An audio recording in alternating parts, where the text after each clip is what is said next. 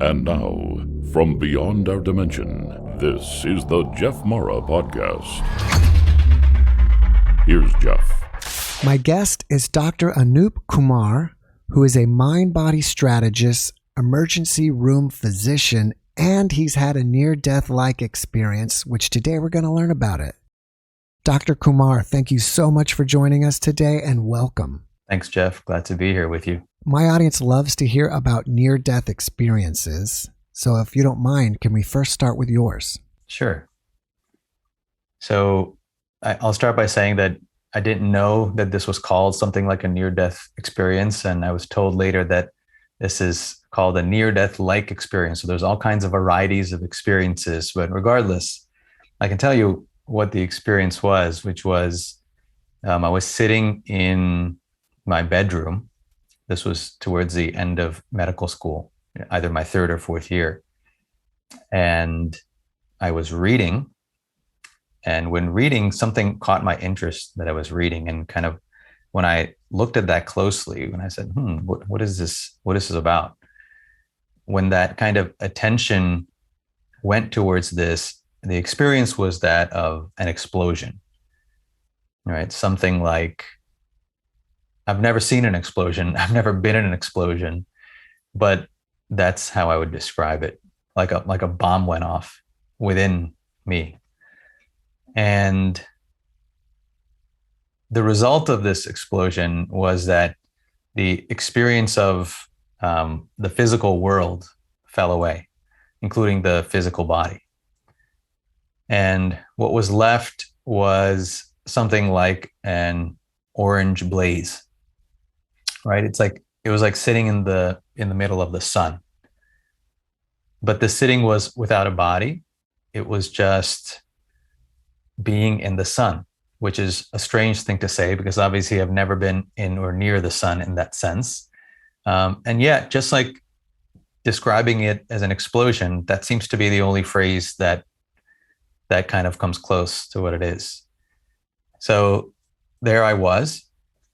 And now this sense of I that I'm saying, there I was, that was different than the previous sense of I, right? The character or the guy that was reading the book a few moments ago. It was a different sense because the same room wasn't there, the same world wasn't there, the same body wasn't there. So you can imagine that the sense of identity is also different. And yet there I was, and there was some timeless period. Can't say how long that experience was. And during this timeless period, it was just an experience of, I would say, supreme peace. And I guess I would say, I'm hesitating to say joy, but it's kind of like joy, or just like, I guess you would say everything was really good, and that's the way it felt. And there was some timeless period. And then at some point it felt like, okay, it's time to keep moving on. And whatever that meant, right? And so this feeling was there, this momentum was there that was pushing me and pulling me and carrying me in a sense, not with resistance. I wasn't kicking and screaming, but it just almost like if you get into a raft in a river, you're just going with the flow, so to speak. So in the same sense, this sense of identity sitting in the sun, as it were, was after some timeless period then kind of carried forth. And at this point, it was as if I was moving beyond the sun, like the sun were a kind of portal or a doorway, and moving through that to whatever is beyond, the great beyond. And as this happened, there was also the recognition that this was a one-way street, right? That in going through this aspect, there was no coming back, whatever that meant. I'm verbalizing all this now, but I'm doing my best. So whatever that meant, there was it was existentially clear that this was not a reversible, there's no undo function on this. Whereas the other part where it's just kind of being as the blaze, that sense wasn't there, that it was irreversible kind of thing. So here I am being carried in a sense, or kind of flowing towards this, whatever, this beyond. And in that existential awareness, there was a hesitation that came up for the following reason. So as this was happening, this blaze was still there, and another blaze, or like, I don't know how to describe it, like a part of this blaze kind of came forth as like an independent being, right? So there's this, you can imagine this overall just blaze, like all around, nothing but orange blaze. And then it's almost like an aspect of that kind of comes forth. It doesn't look different, there's no clear outline, but there's just the sense that this is kind of an independent being of some kind. And suggested, kind of non-verbally, but suggested to me, it kind of appeared in the mind that this next kind of step of going beyond the blaze into whatever's next, that this would not be fair. Like taking this step wouldn't be fair, and consider again was the kind of message. And it was not an ultimatum, it wasn't an injunction, there was no, it was more like information, like just say, okay, hold on, like things are moving fast kind of thing, and just consider everything, and just be clear that this is what you want kind of thing. That was the kind of feeling for me that came up.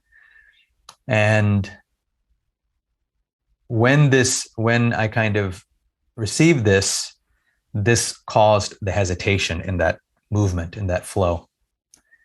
And that hesitation was all it took. And with that hesitation, it's almost like everything re-imploded. Just as fast as the explosion happened, it all kind of re-imploded.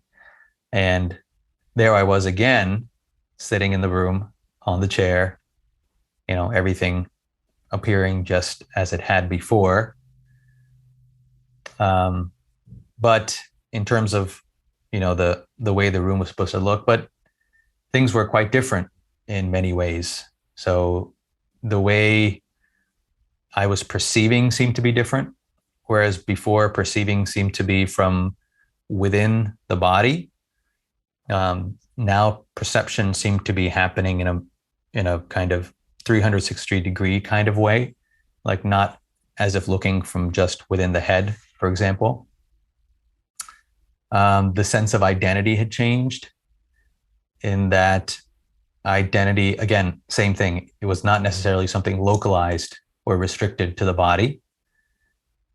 The sense of what is real had changed, that the reality of the physical world that created then the mental world was kind of broke, right? So the idea that the materialist view, or what we all learn in our society, really across the world now in modern education, that matter is fundamental and mind is secondary to that matter creates mind, brain creates mind, that kind of view, like just cracked, just was demolished to smithereens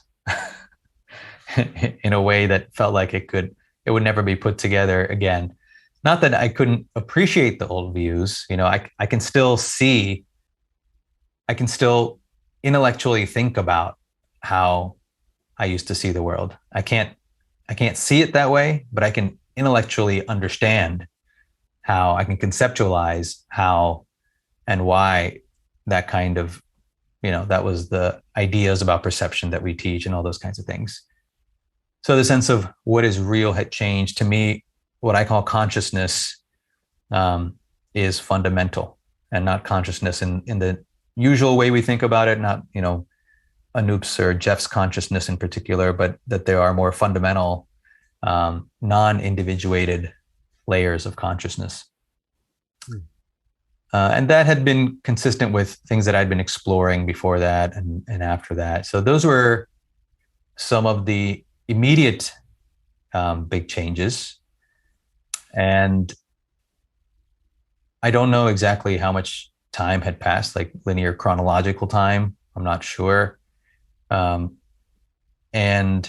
after that, I walked into, at some point, I'm not sure exactly when, I remember walking into the bathroom and looking in the mirror and not recognizing the guy in the mirror. And because the sense of identity had significantly shifted. And this guy also looked very relaxed, which I had not been, right? So this, like, his face was just much calmer and just seemed quite fine. Whereas I had previously been, like, questioning a lot of things, and I was bored a lot, and that kind of angst was there, and that kind of thing didn't seem to be there. So it took a while to become reacquainted with, like, the body and the personality structure. So those were some of the initial big changes. And then soon after that, within a couple years, I think it was within a couple years of that, or maybe a year or two, something like that, I started my training in emergency medicine, right? And so that, one of the things I'd say is, like, when we talk about near-death-like experiences or mystical experiences or whatever we want to call it, to me, it's not something that ended. Like, it's still happening now, right? There was no, like, maybe like a flashy moment. We can kind of say it began, but, like, in some ways that was the least significant or least dramatic part, in a sense, because it seems to be ongoing. And I think that's an important aspect of it. Even when I go back, I don't remember actually many things, because I put it out of my mind, in a sense, even though there's a certain sense of it that can't be forgotten, maybe. But most of it, like, I would have left out probably a lot in saying this, not necessarily intentionally, but because what's as intense as that was at that time, which it was, what seems much more intense is this, what's happening now. And so there's some aspect of that that's ongoing, that still has that kind of intensity, in comparison to which, like, any kind of story, including the story I'm telling, seems to be, kind of like a little dimmer, right? Almost like if you were to hold a flashlight up next to the sun. If you hold a flashlight up in the dark, it's going to be, whoa, that's great, I can see and everything. But the closer you bring that flashlight to the sun, now I'm going to notice that kind of flashlight. So it's that ongoing, relating that is important to me, that the ongoing nature of this, and it not being like an event necessarily that happened, that began and ended. And another big aspect is that led to a very intense 10+ year period after that of what I would say, like, relearning how to live. It felt like a complete reorganization of thought, of the way, like, a person thinks. Like, I had been very dependent on the way I thought, right? That was like my identity. And that was, in a sense, taken. Like, the mind wasn't thinking in the same way. Perceiving, how we perceive. You're used to kind of one perspective of perceiving, but it was perceiving in a different way. And then, if you think about how foundational thought and perception are, right? I mean, everything we talk about, from science to philosophy to art, all of this is, the foundation is perception and thought. And even before that, identity, but we don't recognize that in society. We don't say, oh, identity is fundamental, and that's how we see all these things and do all these things. But that's ultimately what I found in my own inquiry, is that identity really is fundamental, like where the sense of identity is situated, lodged, how malleable it is, how it can be used in different ways. This really shifts ways we perceive and how we think. And that was it was like going to real school for me for 10+ years while doing, the other stuff, emergency medicine training and all that. And that was a very difficult period, because you have to learn to use the stories that people understand right? Which is like right now I'm telling you a story, and most people will understand what I'm saying because I'm telling you a story in a kind of a shared language, even if the content might be different and some people think it's true, some people not. That aside, at least we can kind of understand each other. So it's a kind of storytelling. But when speaking from, let's say, a different way of thinking or a different way of perceiving or a different sense of identity, it can just sound strange or incredibly abstract. Something that's very intimate and tactile can sound very abstract, because the assumptions and the anchor points for our storytelling are not the same. So you take that and put it in the context of, training in emergency medicine and your personal life. And it was very challenging for 10 plus years. And it took that long to kind of settle in, to kind of create the framework. That's where the Three Minds framework ultimately came from, is to find a way to translate, across different experiences and touch on philosophical and scientific and spiritual and all kinds of experiences in with one framework. So and here I am now, having kind of gone through that and still going through that. It hasn't ended, but still going through that and trying to share the story in a way that may be insightful and makes sense. Well, thank you for sharing that with us. And I want to go here first. You say that things are still happening. Can you expand on that? Like, what is still happening to you? It doesn't feel like anything is happening to me, but just what I mean is that the kind of shift in the way of perceiving, the way of experiencing oneself, that is still ongoing, right? So it's not that there's Anoop and then there's something happening to him, but rather the very experience of Anoop, the very experience of being a person, and being a personality and sitting on a chair now and telling a story it's a flavor of experience rather than that being what is happening, right? Mm-hmm. So that's the difference, is the frame has broadened and the sense of what I am has changed. And even the sense of relationship of, like I said, perception and reality, that has changed. Things feel and are seen perceptually as much more fluid. And it seems to be there's much more both creativity and uncertainty in every moment, as opposed to kind of the belief that there is this external, rigid, physical world out there, and these are the things. And that seems to me a much more rigid view, and that seems to be a view that comes when the sense of identity is lodged in a particular way. So that's what I mean by it's ongoing. So do you feel like now you're Anoop, you're a spiritual being, and you're experiencing stuff, like you can separate from yourself and you can see like, okay, now I'm experiencing the joy of doing this, or now I'm experiencing some anxiety over this problem versus the way you used to be? I wouldn't say I can separate from myself. I would say that I've kind of associated with much more of what is here, right? So I think many people think of it as dissociation, right? Like I am not this body, or I am not this, or I am not that. And I don't know, I think it can be seen that way, but the way I see it is more that, that also is an expression of me, right? The body also is an expression of me. The personality is also an expression of me. Mm-hmm. And there is much more. And this me, by the way, that I'm referring to is not just me. I'm just talking about the nature of things. I'm talking about everyone's nature, the nature of this room, the nature of this chair.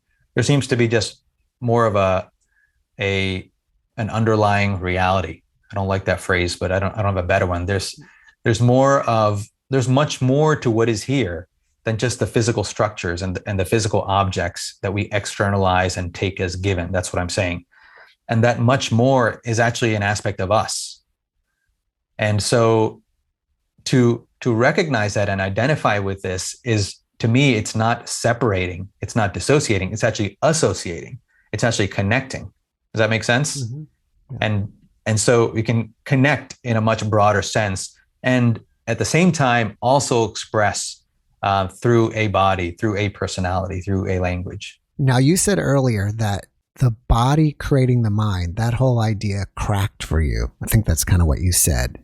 Yeah. Do you now believe that your body in this 3D realm is a manifestation of your consciousness? It's a representation of not just my consciousness, but it's a representation of the collective consciousness and of the kind of non-individuated, undifferentiated consciousness. No different than, a particular wave in the ocean is a representation of that ocean, right? A breeze is a representation of air, and air is not in one place. Air just kind of is, right? And in relation to space, we would say air is everywhere, and its representation is this thing. So similarly, Jeff and Anoop, and even things like the bed and the ceiling and the sky, these are representations, localizing representations of a fundamentally non-local consciousness. Like a cosmic consciousness or a God-like consciousness. Everything is a representation of that. Yes. All right.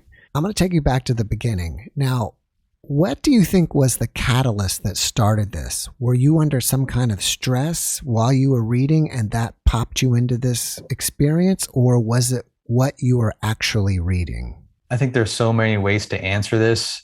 Maybe one way is to say that there was this kind of questioning these things since I was in elementary school. I had kind of heard of these possibilities. I'd been around people who had experienced many things like this. I had been told about some of the things that can happen. So that was always there. And then, you go through school and what you hear is a very narrow kind of approach to figuring out what's going on, right? If you think about education as learning about what's going on in a very simple sense, it's an extremely narrow approach that first begins with separating the observer, separating us from the world, and then trains us to kind of forget about ourselves and focus externally on something in the world, and then study that.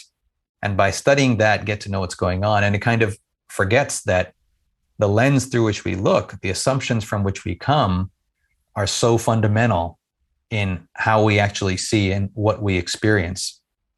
So those things I had always been questioning and playing with, and I was never comfortable with the answers. So there was this sense of like boredom and restlessness that was there that you might think of as like gasoline for a fire, and in this particular moment, I was reading philosophy, and there was something about it that caught my interest. I think for me personally, it would be philosophy because I was always interested in that. But I think for anybody else, it doesn't have to be. It can simply be something that causes your attention to kind of focus.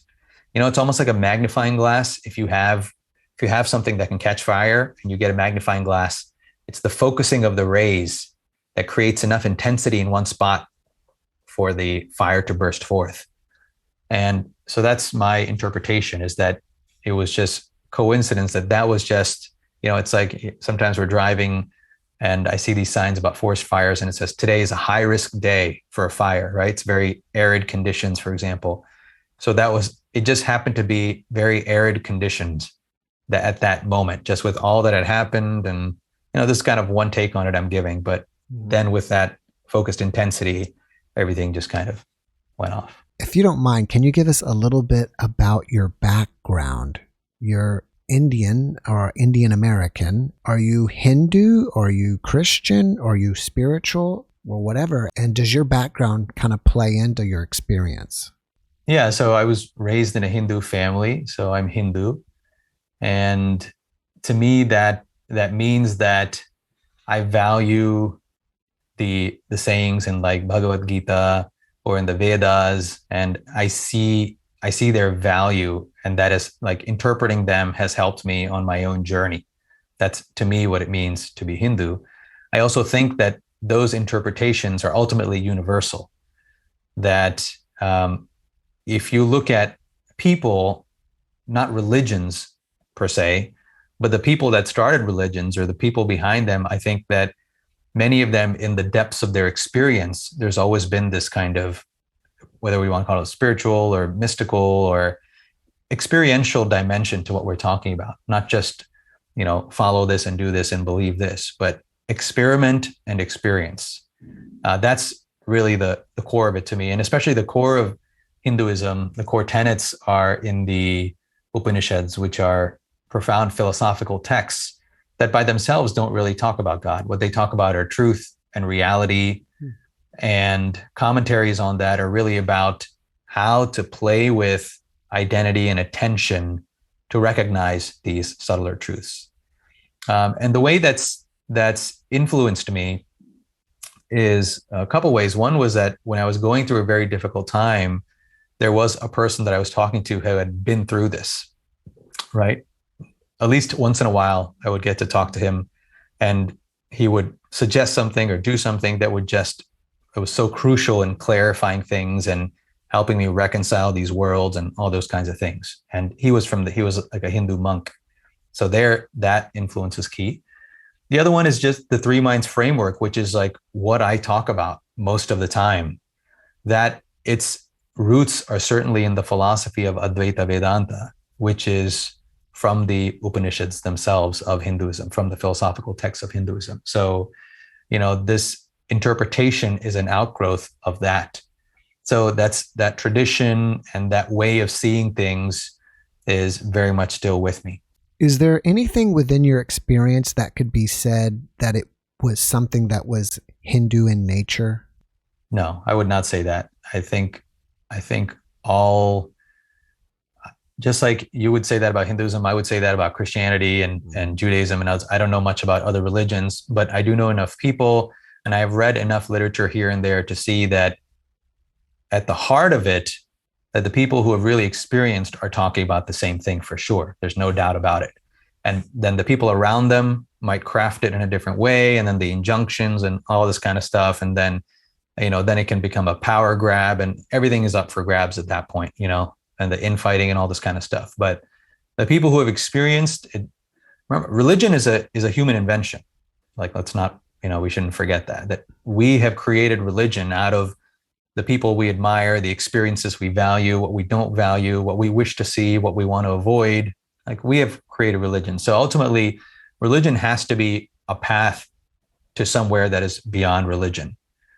That's my opinion on that.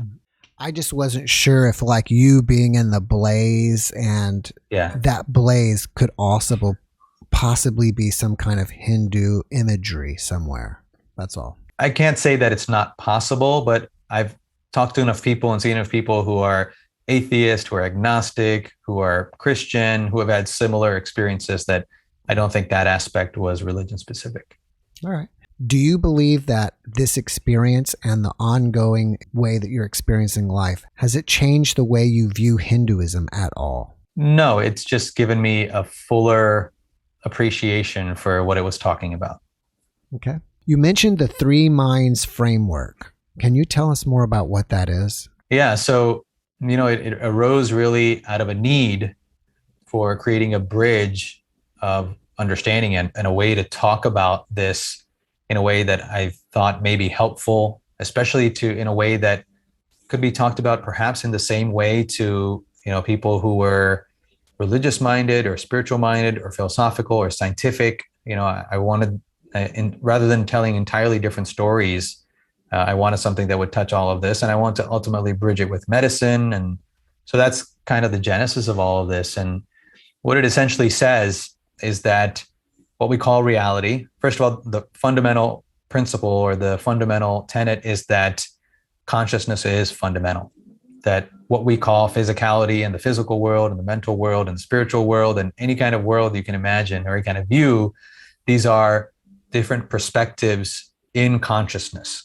And specifically not in my consciousness or your consciousness, but that there is a fundamental consciousness that is here that is not dependent on any kind of on any individual person or thing, but it is itself self-existing. And it is what self-modifies and differentiates as kind of the world of multiplicity and so on. So that's a fundamental assumption. And by the way, this three minds framework is basically a way of experiencing a way of suggesting what may be happening and an invitation for people to kind of try on these lenses and see if it works without having to contradict any prior knowledge. Okay, so the first mind view then, these are three different lenses within consciousness. The first mind view is the view of individual identity, right? The three minds are three lenses, three identities fundamentally, that what we are fundamentally is not just this body, not just this thing. And the first mind view is that I indeed am this thing, right? That is the experience of the first mind configuration of identity. I am this thing, and this thing can be, I am this body. It can be, I am this personality. It can be, I am this human being, right? And this sense of boundary, the sense of defining oneself as this particular thing, that is the characteristic of the first mind view. And what's interesting about this, what's powerful about this, is that when this experience is there, when the sense of identity is configured in a way that tells us or is experienced as this is what I am, that same experience is reflected in the world. So what this first mind then perceives is a world of particular distinct things. Because it itself sees itself as this thing, it superimposes those boundaries on the world. And when you look out, you see a world of things. You see a laptop, you see a bed, you see a curtain, right? You see a tree, you see another body, and so on. And so the radical suggestion here is that these are interpretations and ways of seeing the kind of world of multiplicity that we take as a given in our society. It's actually a way of seeing. It's not necessarily what is, right? And we already know this from science, right? We know that when you look at something with a telescope, you look at the same thing with your naked eyes, you look at the same thing with a microscope, it's going to appear completely different, three completely different ways, just based on the lens that you're using. And if you just look at everything with a telescope, you'll see, oh, the world is a blur. Except for that stuff all the way over there, that stuff is clear. And of course, we know that's not true. That's a lens. So similarly, the very idea that there are multiple things out there, that there are all these things around you, including your body and all this is a way of seeing rather than a fundamental reality. And this is the nature of the mind in the first mind configuration. All right. So this is the first mind. The second mind is the view that what I am, right? It goes from being this particular thing, this body, this mind, whatever it is, it goes to something that is non-local and undifferentiated, meaning that boundary of identity that encapsulated the sense of me, that is seen through. That becomes transparent, translucent. That is more like a choice. That's more like a way of seeing rather than what is. And now the sense of identity is unbounded. It's no longer restricted to this. And again, the correlating suggestion, the correlating experience here is that along with this sense of unboundedness, so too the things of the world and the objects of the world that we saw, this too delocalizes and is perceived as fundamentally, let's say, of the nature of potential, of the nature of energy, nature of content. There's no real word for it because we don't have fixed terminology for these things, right? So the sense of what I am, that I is now unbounded, so too the universe is experienced as of the same nature of unboundedness. And so you can see the experience from the first mind to the second mind is radically different. It's a radically different way of feeling what is reality, feeling what I am, feeling what the world is, feeling what is possible, feeling ways to perceive. All of this, everything kind of changes. And it's also important to remember that these aren't two starkly, stark experiences. There's an entire range and ebb and flow of experience. And the range might be a little bit closer to one end, might be a little closer to the other end. It might span. Sometimes there's a transition phase when it kind of spans and it can be up and down and very difficult. So these are ranges. So that's the first mind view and the second mind view. So if you can see, you can actually kind of contrast these or juxtapose these views, where the first mind is the localized world of particularity and all this. And the second mind is a non-local, right? In spirituality, we might say oneness. It's oneness and it's recognizing what I am beyond all this kind of stuff. Now, what if this juxtaposition wasn't there? Because even to juxtapose these two, we have to assume particularity. We have to assume distinctness and assume this kind of individuated objects, right? Otherwise, oneness only makes sense in the context of manyness. Otherwise, oneness doesn't mean anything, right? Unboundedness only makes sense when juxtaposed against boundedness. Otherwise, it really doesn't mean anything. So when this third mind is this mind, which goes beyond this idea of multiplicity and oneness, right? So this, to me, is what I would describe as non-duality, like the actual essence and heart of non-duality, which a lot of people talk about now. It's a very popular subject. It's often talked about in terms of oneness because I think it's the most relatable level. But going beyond this juxtaposition, this dance of the one and the many, is the non-dual, which I would say is what I'm referring to as consciousness itself, for lack of a better word. It is consciousness. And it is this consciousness, this third mind, which apparently does this dance of oneness and manyness. And so these three minds are three starkly, dramatically different ways of experiencing what is here and what we are and what this universe and world are. Thanks for sharing. And I should say, by looking at these, you can pull in descriptions from spirituality, from religion, from transpersonal experience, from psychedelics, from what we call mental health and mental illness, from there are a couple more, from physics, right? So from sociology, all of those can now be filled into this framework of three identities based in the primacy of consciousness. Can you give us an example of applying this to one of those? Yeah. So in medicine, for example, right, that's my field in healthcare. Everything that we do in medicine, right, in allopathic medicine, what I practice, emergency medicine, everything that we do starts with one thing, from the perspective of figuring out what's going on, right? When you go to see a doctor, basically, you're trying to figure out what's going on and help it get better. So how do we approach this as physicians, right? It's based on our model of the human being. That's where we start. So right now, our model of the human being is that a human being is a human body, right? Because anatomy is our model of the human being.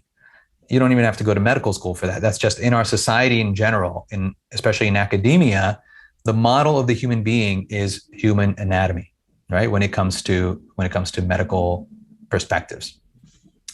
And yet there's a big difference. I think almost anybody would agree. There's a big difference between a human being and a human body, right? We dissect human bodies, right? Cadavers, to learn anatomy, right? We don't dissect people. We don't dissect human beings, except in surgery to help them heal. But we're not just carving up human beings. No, we don't do that. We obviously know there's a big difference between a human being and a human body, right? Mind is not included in the model of the human body. And yet we all know that experiences of love and pain, love and suffering, are probably the two most influential human experiences, but you won't find them in the body. You can dissect the body all you want, dissect the brain, you won't find love and you won't find pain, right? So there's a huge discrepancy between these two. And what happens as we switch to a second mind view is we're going from this first mind definition of the human being, which is you are this thing, you are this body, you are this brain, you are this spinal cord, you are this vertebral column, you are this heart, this liver, this spleen, this lung, right? It's this. Our very definition of the human being is based on boundary, right? Including this and excluding the rest. And it's very useful, obviously, for many things. But many of the problems that we're seeing, including many of the chronic diseases, many of the difficulty in dealing with the experiences that we're having, right? Having suffering that we frame in the lens of mental illness. Much of this is happening because we're squeezing a human being into a first mind view. And yet a human being is much more than that. And as we transition to a second mind view, we start to see that, whoa, there's much more to human anatomy than just this physical structure. At the very least, we have to start including mind as part of our fundamental anatomy. Not that the brain creates something called the mind, but mind is just as fundamental, at least, as what we call the physical body, right? And along with that, then we start getting into other healing systems, whether it's yoga or Chinese medicine, that have mapped human anatomy very differently with either chakras or meridians or different ways. And we don't generally include them. Why? Because we have taken a first mind view, and we have not tuned our mind nor realized that by tuning the mind differently, different views of anatomy surface, right? It's not that entire cultures in, for example, India and China just were hallucinating or didn't see things right. It's that their minds were tuned differently, and so they noticed different aspects of anatomy and physiology. So moving to a second mind view in medicine means defining the human being more completely. And to me, that means 5 bodies: the physical body, the mental body, the energetic body, the informational body, and then consciousness as fundamental, with the deepest layer, consciousness, differentiating as these other 4 layers. So this is a simple way that in medicine, we would see the human being more completely and would lead to, I think, much more effective diagnosis and healing. Do you think that if you just change someone's consciousness, or more simply the way they think, that there can be a lot of healing in their physical body from that? That's a tricky question. I'm going to say yes and no, in the sense that I wouldn't say that just changing thinking can change things, unless a change in thinking, number one, it has to work for that person, right? This isn't like a forced idea that think differently and everything's, because if we're thinking in one way, but everything else is going in another way, right? We can think one thing, but our core belief can be something else, right? We can think one thing, but our actions can be in another direction. So I think it's more like the alignment of everything, right? So our actions, our thoughts, our feelings, when all of these start to align, then we start to see changes. Now, it can be if thought is like one of the things that we're really hung up on, right? Like, I just don't get this. I tried this. It's not working. I don't know what it is. And then we shift a thought. Then for that kind of person, it may make a big difference, because that was the one big hang up.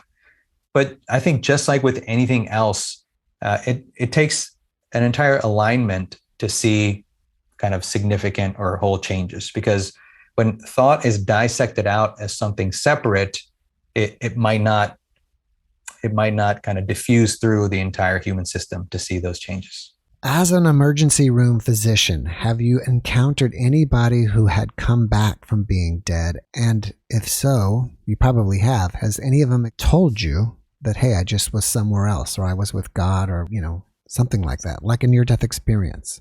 In the ER, I have not experienced anybody telling me that. Certainly, there are many people who are, let's say, having CPR, right? They lost a pulse, they're not breathing. And so the body is not functioning. And we're doing CPR and doing whatever else we can to resuscitate the body. And in some cases, they come back. But in most of those cases, they are under mechanical ventilation, right? Or if they're starting to move and talk, we often sedate them because they're in such critical situations. Not if they're talking, but if they're start to get a pulse back, right? Their waking consciousness is usually not online yet, right? So they're usually on mechanical ventilation and sedation. It's very rare where a person, you do CPR and everything, and then they come back completely conscious and awake and are talking, right? That usually happens later in the hospital stay. Like they're on mechanical ventilation, they're sedated, and over the course of some time, they'll come off that and wake up, and then they may relate their events. I don't see that because I'm still in the ER. Right. Makes sense. Do you think that any of the medications that people are on when they're in a coma, is it possible that those could cause an NDE-like effect? Well, I think any medication, any substance that takes a person into layers of the mind that they haven't visited, can cause this, what we're calling, mystical type experience. And so I think any sedative could do it, including the sedatives people take, including alcohol, I think, could do it. Now, I don't think it's that the drug is causing it, right? Some psychedelics, for example, are known to do it, right? But it's by either taking someone to a different region of the mind or opening up certain windows in the mind that haven't been opened before. So I certainly think that many different drugs could do it. Psychedelics typically are most associated, I think, with actually having that kind of effect. So are you saying, like, if someone's taking DMT, they're opening their mind and experiencing something different? Or do you think it's possible that their consciousness can leave their body due to the DMT and go experience some other realm and come back? Or both? Both. Yeah. I think they're both kind of different ways of describing the same thing to me, like opening the mind. What I mean is simply opening up new pathways in whatever this is that I'm calling consciousness. We're simply opening up new hallways, new access points, and anything can happen in the sense that, yes, the sense of identity can leave the body. It's basically, in that sense, one thing from a second mind perspective, right? So space is not really an issue, and time is not really an issue from that perspective. All right. I'm thinking we're not on the same page. When you say mind, do you also mean consciousness? Yes. From the second mind is this undifferentiated consciousness. The first mind is the local mind that we usually think of as mind, like my mind or your mind. So I use mind in different ways, and that's why the three minds framework describes mind in three different ways. So sometimes I do switch in terms of how I use it. Okay. I saw a video of you somewhere, I believe, when you were talking about dreams. So I wanted to ask you this about dreams. Do you think that the brain is capable of creating people that we've never seen before in our dreams? Or do you think that we're actually seeing other people that we've, from other experiences or whatever? Okay, so we're going to go speculative here from the perspective of the second mind. All, in a sense, space and time goes out the window. So all things, all experiences are available, in my view, anywhere at any time, right? So what Jeff experiences can be anything that has been experienced anywhere at any time, and not just on Earth, and not just within the last million years or whatever it is. Even past, present, future, the timeline is no longer applicable, because that is still from a first mind perspective. When we fix a point of identity and fix things and then sequentially move attention, this is where the sense of time comes from, right? So can we experience things we haven't experienced? Yes. Let me put it this way. The first mind can experience things that this first mind has not experienced, but it would be things that have been present in the purview of the second mind. Does that make sense? So it might be outside my bubble of awareness, and so it might seem new to me, but that doesn't mean it's fundamentally new or it has not existed or happened. What do you think our purpose is in this lifetime or in any lifetime? I think the purpose of life is to be yourself. I know a lot of people will say, yes, find yourself or discover yourself, or, to contribute to humanity.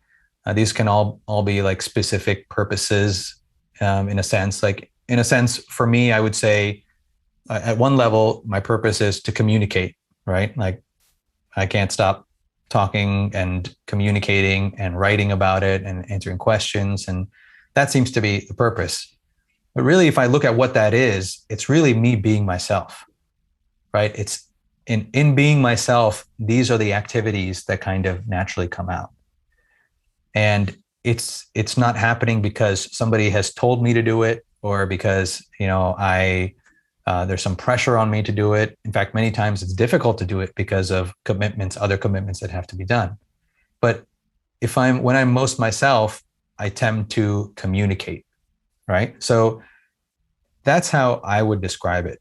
Now, that process, I think, of coming to being oneself is one of kind of discovering my motivations, why am I doing these things? What are my assumptions?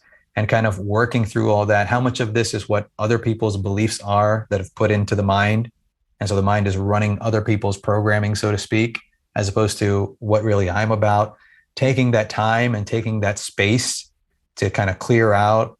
I think all of that can be talked about as purpose, like to know yourself, to discover yourself.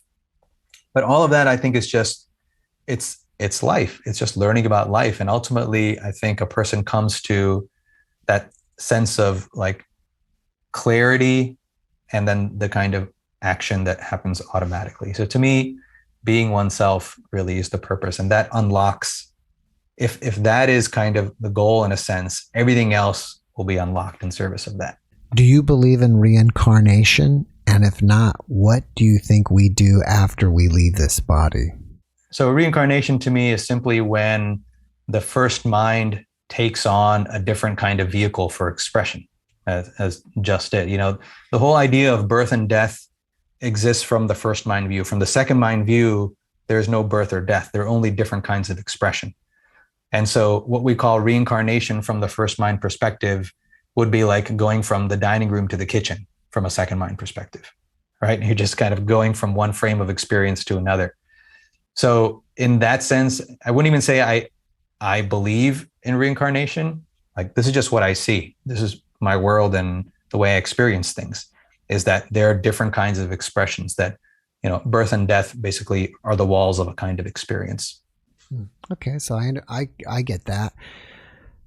I'm going to bring it back to the first person mind, I think. So if you come back again as a new being, you know, whether you're going to the dining room or to the kitchen, you're coming back as a new being. Do you think we come with the purpose, like you said before, of just expressing ourselves? Or do you think that there's like another purpose beyond that?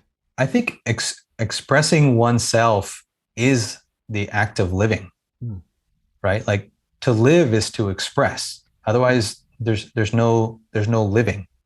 Right.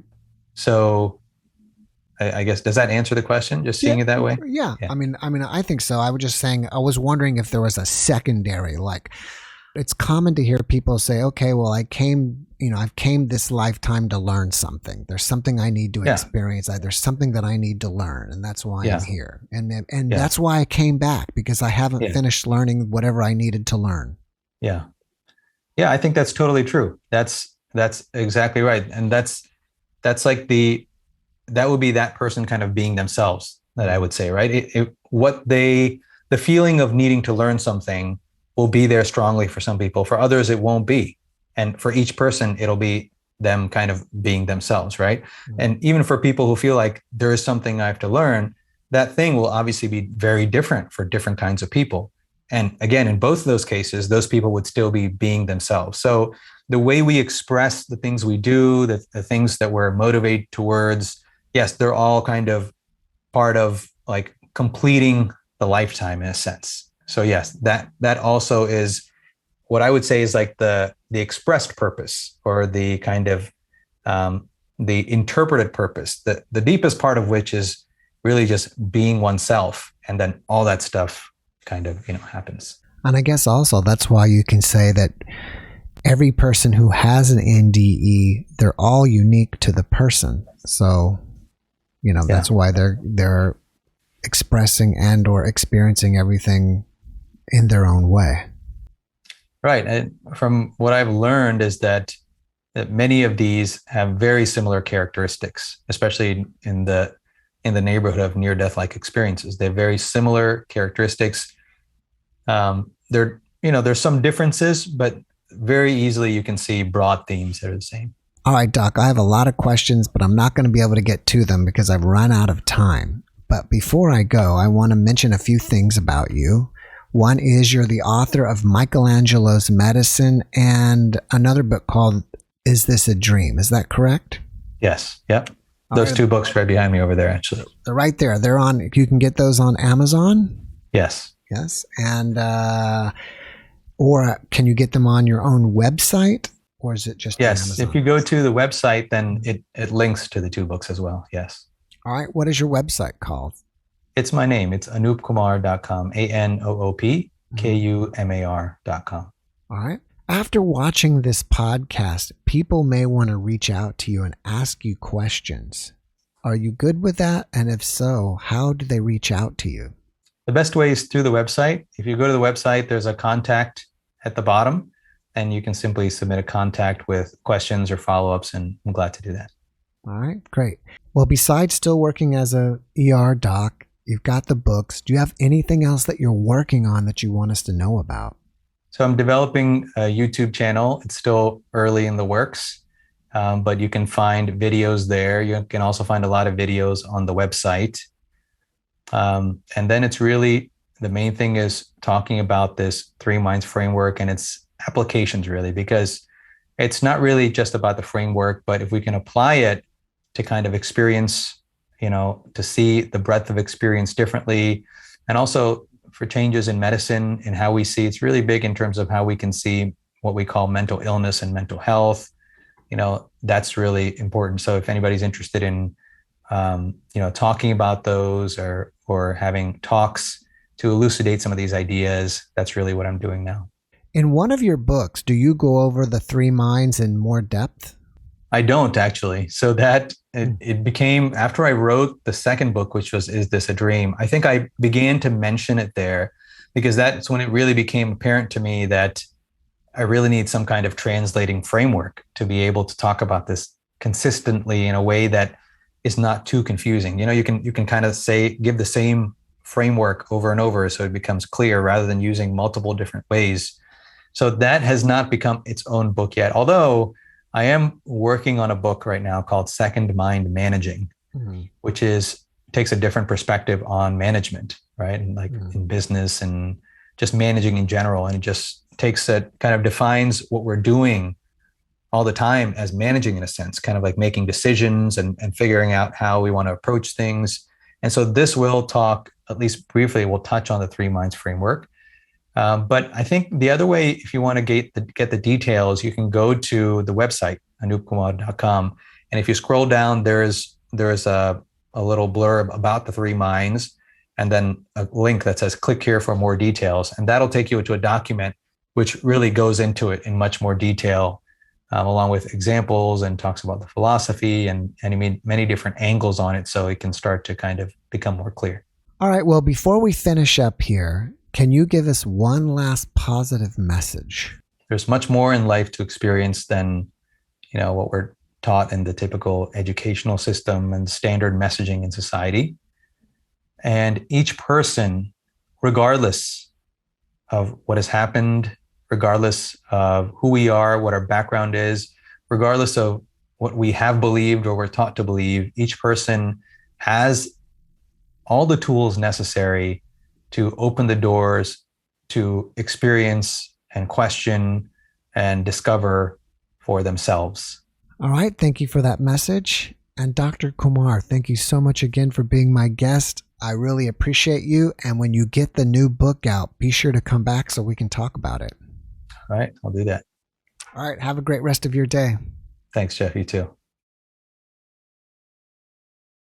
Thanks for watching the JeffMara podcast. I really appreciate you. Another way to show support is through YouTube memberships. And if you do, there are loyalty badges and other perks depending on your level of membership. All you need to do is click the join button underneath the video to find out more. Thank you for your support.